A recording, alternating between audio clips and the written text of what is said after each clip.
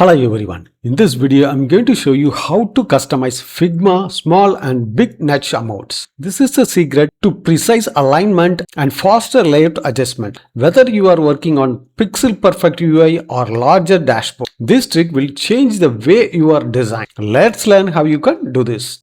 Before enter this video, subscribe our channel for further technology videos.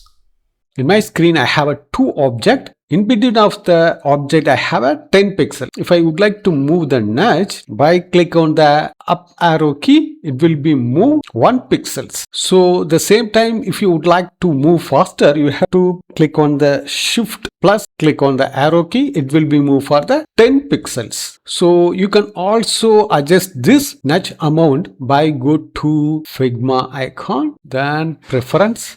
Then click on the nudge amounts. Here you can check it out. The small nudge amount is 1 and the big nudge amount is 10. So you can also adjust here the small nudge amount is 10 and the big nudge amount is 50. Then we can check it. So now if we click on the up arrow, it will be moved for 10 pixels.